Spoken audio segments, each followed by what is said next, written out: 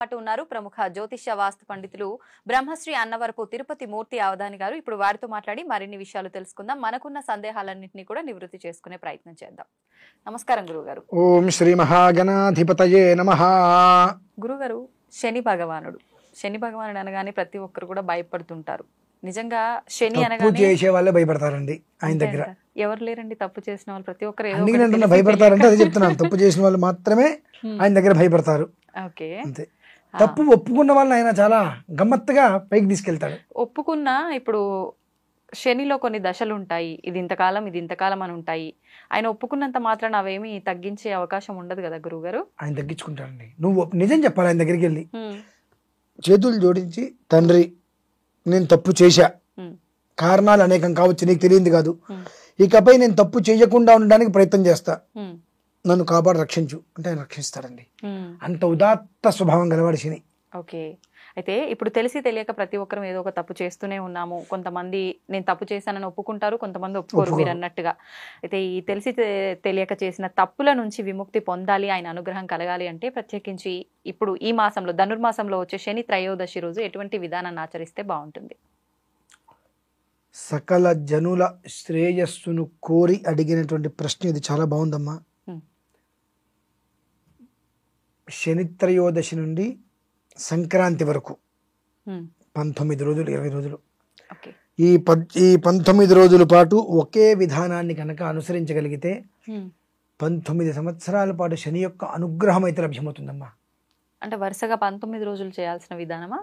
ఏం చేయాలండి?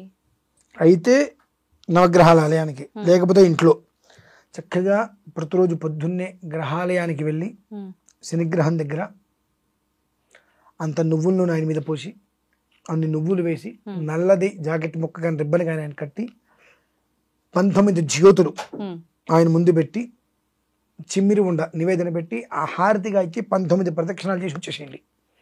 ఏమి చేయద్దు ఇంకా. ఇలా ప్రతిరోజు ఒక అరగంట 40 నిమిషాలు ఊర్పు వహిస్తే అయిపోతుంది. ఏమండి, గుళ్ళోకి వెళ్ళి వస్తే అక్కడ 40 నిమిషాలు అయిపోతుంది, కానీ రావడానికి ఒక సమయం పడుతుంది కదంటే, మీ ఇంట్లో అయితే ఆంజనేయ స్వామి విగ్రహం అలా పెట్టుకోవచ్చా అండి? అయ్యో, లేదంటే ఈశ్వరుడు శివలింగం ఆంజనేయ స్వామి పక్కన పెట్టుకోండి, లేదా చక్కగా ఈశ్వరుడికి తైలాభిషేకం చేసుకోండి. అంత నూనె పూసి శుభ్రంగా కడిగేసేసి ఆయనలో పెట్టి, నువ్వులు బియ్యం, తెల్ల బియ్యం, ధవలాక్షతలు ఉంటారు, అన్ని బియ్యం తడిపి నువ్వులు కలిపి, నల్ల నువ్వులు ఆయన మీద వేసి నమస్కారం చేసుకొని, శివుడి పైన నమస్కారం చేసుకొని, మళ్ళీ యాస్టీస్గా ఆయనకు ఒక వస్త్రం చుట్టేసేసి, చలిమిడో ఏదో ఒకటి ఆయనకి నివేదన పెట్టేసేసి 19 జ్యోతులు హారతి ఇచ్చి ప్రదక్షిణ చేయమనండి. ఇలా కంటిన్యూగా 19 రోజులు, ఎప్పటి వరకు? మకర సంక్రాంతి వరకు చేయగలిగితే వాళ్ళు పడేటువంటి ఆనందం అంతా ఇంత కాదమ్మా. ఎందువల్లనంటే మకరంలోకి రవి ప్రవేశిస్తాడు. మకర కుంభాలకి శని అధిపతి. అయితే శని రవి తండ్రి కొడుకులు, బద్ధ శత్రువులు. రవి అంటే తండ్రి అంటే కొడుక్కి చాలా ప్రాణం, కానీ కొడుకు నల్లగా ఉంటాడు అనే ఒక ఉద్దేశంతో శని రవి పక్కన పెడుతూ ఉంటాడు.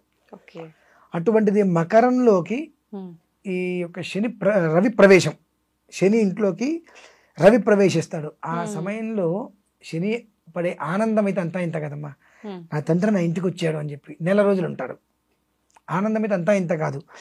ఈ లోపు ఎవరైతే శనేశ్వర స్వామిని ప్రసన్నత చేసుకున్నారో వారికైతే కనుక ఒక 19 సంవత్సరాలు ఏలినాడు శని లేదు, అర్ధాష్టమ శని లేదు, అష్టమ శని లేదు, అన్నిటి నుంచి ఆయన బయటపడేస్తాడమ్మా. ఒకవేళ వ్యక్తిగతంగా వాళ్ళు ఏదో వ్యక్తిగతంగానే కూడా ఆ ఇబ్బంది మాత్రం మనకు కలగనీయడా? పొరపాటు కూడా కలగనీయడు. అంటే అది ఒక యోగం.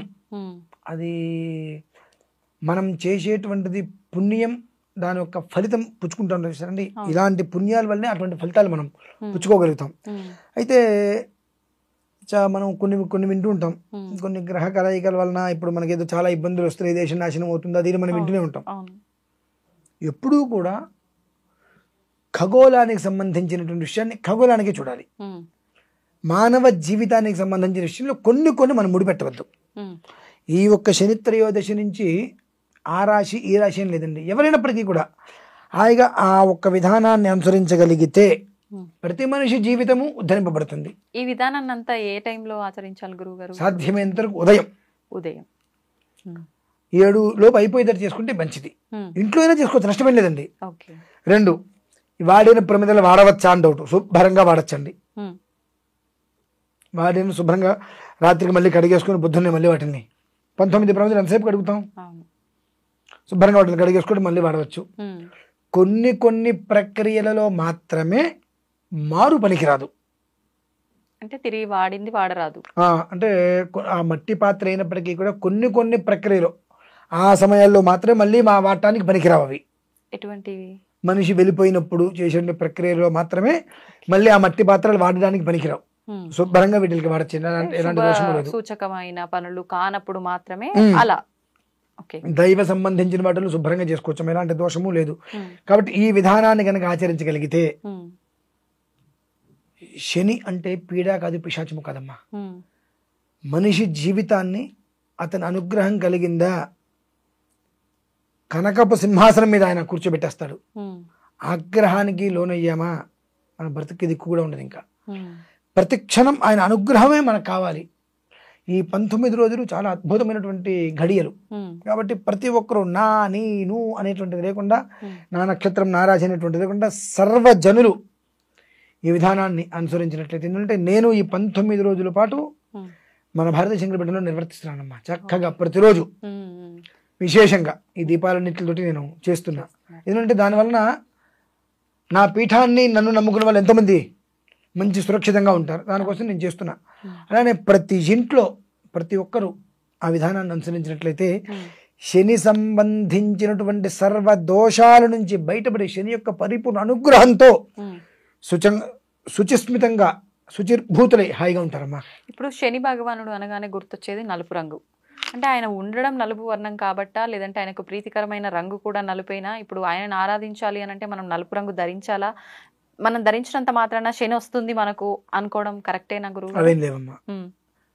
ఇప్పుడు ఈ బట్టలు మనం ఎందుకు ధరిస్తామనంటే, నేను నలుపు రంగు బట్టలు కట్టుకున్నా కాబట్టి నేను దోషం చేయకూడదు, పాపం చేయకూడదు, నేను దీక్షలో ఉన్నా. దీక్ష అన్న ఏదైనా మనస్సుకు ఉండాలి, బట్టలకు కాదు ఉండాల్సింది. బట్టలకు ఉంటే బట్టలు ఉన్నంతసేపే దీక్ష. మనస్సుతో నువ్వు చేస్తున్నావు, బట్టలు కట్టుకొని చేస్తున్నావా? మనస్సులో లేని దీక్ష బట్టలకి దానికి, కాబట్టి ఇదే కట్టుకోవాలి కదమ్మా. శుచిస్మితంగా ఉతికి ఆరేసిన వస్త్రాలు కట్టుకోవాలి. అది ఏ వస్త్రమైనా నువ్వు కట్టుకో, ఉతికి ఆరేసిన వస్త్రాలు కట్టుకోవాలి. కాకపోతే పూజకి మాత్రం సాధ్యమైనంత వరకు సర్వకాల సర్వావస్థలు యందు కూడా శ్వేత వస్త్రం చాలా విశేషం. ఎందువల్లనంటే శ్వేత వస్త్రము అంటే తెలుపు అనేటువంటిది శాంతికి చిహ్నం. కాబట్టి తెలుపు వస్త్రం అనేటువంటిది కట్టుకొని ఏ ఆరాధనైనా చేయడం శ్రేయస్కరం. తర్వాత స్నానాలు చేయాలని అబద్ధమైన మాటలు ఏమక్కర్లేదమ్మా. ఈ 19 రోజులు ఆచరిస్తే 19 ఏళ్ల జీవితం వాళ్ళకి సుక్షేమంగా ఇస్తాడు, ఆయన అనుగ్రహిస్తేస్తాడమ్మా. ధన్యవాదాలు గురుగారు.